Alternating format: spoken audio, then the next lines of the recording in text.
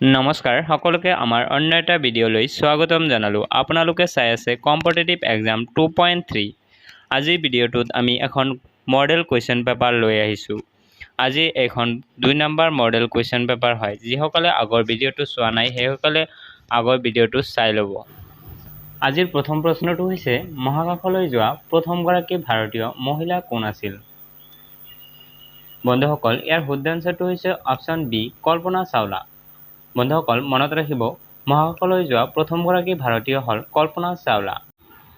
আজিৰ 2 নম্বৰ কুৱেশ্যনটো হৈছে কোনটো তেজৰ গ্ৰুপত এণ্টিবডি পোৱা যায়? বন্ধুসকল ইয়াৰ শুদ্ধ এনচাৰটো হৈছে অপশ্যন চি এ বি।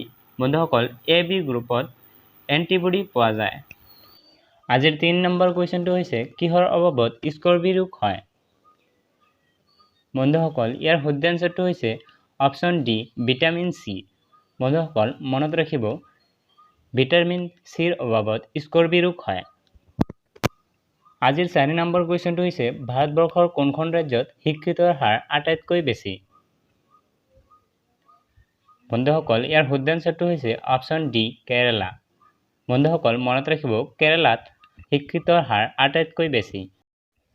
আজিৰ 5 নম্বৰ কুৱেশ্যনটো হৈছে মহাত্মা গান্ধীয়ে কিমানবাৰ অসমলৈ আহিছিল? বন্ধুসকল ইয়াৰ শুদ্ধ এনচাৰটো হৈছে অপশ্যন ডি 4 বাৰ। মহাত্মা গান্ধীয়ে 4 বাৰ অসমলৈ আহিছিল। আজিৰ 6 নম্বৰ কুৱেশ্যনটো হৈছে মহাকাশলৈ যোৱা প্ৰথমগৰাকী ভাৰতীয় কোন আছিল? বন্ধুসকল ইয়াৰ শুদ্ধ এনচাৰটো হৈছে অপশ্যন চি ৰাকেশ শৰ্মা। মহাকাশলৈ যোৱা ভাৰতৰ প্ৰথমগৰাকী ব্যক্তি আছিল ৰাকেশ শৰ্মা। বন্ধুসকল আজিৰ 7 নম্বৰ কুৱেশ্যনটো হৈছে দৈ তৈয়াৰ কৰাত তলৰ কোনটো অণুজীৱ ব্যৱহাৰ কৰা হয়? বন্ধুসকল ইয়াৰ শুদ্ধ এনচাৰটো হৈছে অপশ্যন চি লেক্টোবেচিলাছ। বন্ধুসকল দৈ তৈয়াৰ কৰাত লেক্টোবেচিলাছ অণুজীৱ ব্যৱহাৰ কৰা হয়।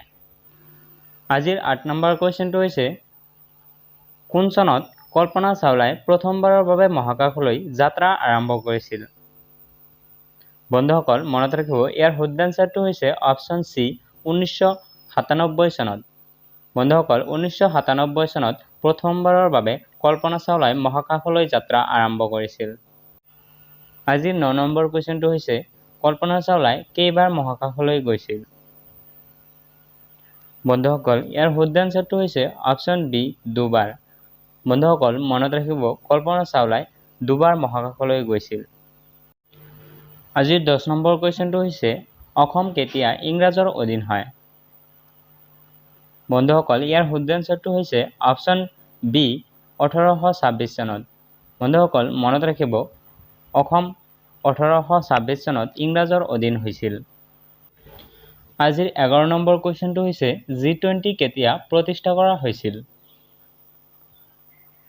বন্ধুসকল ইয়াৰ শুদ্ধ এনচাৰটো হৈছে অপশ্যন চি 1999 চনত। বন্ধুসকল মনত ৰাখিব G20 1999 চনত প্ৰতিষ্ঠা কৰা হৈছিল। আজিৰ 12 নম্বৰ কুৱেশ্যনটো হৈছে ইছৰোৰ মুখ্য কাৰ্যালয় ক'ত অৱস্থিত? বন্ধুসকল ইয়াৰ শুদ্ধ এনচাৰটো হৈছে অপশ্যন বি বাংগালোৰ। বন্ধুসকল বাংগালোৰত ইছৰোৰ মুখ্য কাৰ্যালয় অৱস্থিত। আজিৰ 13 নম্বৰ কুৱেশ্যনটো হৈছে ভাৰতৰ সৰ্বনিম্ন জনসংখ্যাৰ ৰাজ্য কোনখন? বন্ধুসকল ইয়াৰ শুদ্ধ এনচাৰটো হৈছে অপশ্যন চি ছিকিম। বন্ধুসকল মনত ৰাখিব ভাৰতবৰ্ষৰ সৰ্বনিম্ন জনসংখ্যাৰ ৰাজ্য হ'ল ছিকিম। আজিৰ 14 নম্বৰ কুৱেশ্যনটো হৈছে অসমৰ ৰাজ্যিক গীতটিৰ ৰচক কোন? বন্ধুসকল ইয়াৰ শুদ্ধ এনচাৰটো হৈছে অপশ্যন ডি লক্ষ্মীনাথ বেজবৰুৱা। বন্ধুসকল মনত ৰাখিব অসমৰ ৰাজ্যিক গীতটিৰ ৰচক হ'ল লক্ষ্মীনাথ বেজবৰুৱা। বন্ধুসকল আজিৰ হোমৱৰ্ক কুৱেশ্যনটো হৈছে জয় জৱান জয় কিষাণ জয় বিজ্ঞান শ্লোগান কোনে দিছিল? বন্ধুসকল ইয়াৰ শুদ্ধ এনচাৰটো জানিলে তলত কমেণ্ট কৰি জনাব। আজিৰ ভিডিঅ'ত ইমানখিনিয়ে। যদি ভিডিঅ'টো ভাল লাগে লাইক কমেণ্ট শ্বেয়াৰ আৰু ছাবস্ক্ৰাইব কৰি ল'ব। ধন্যবাদ।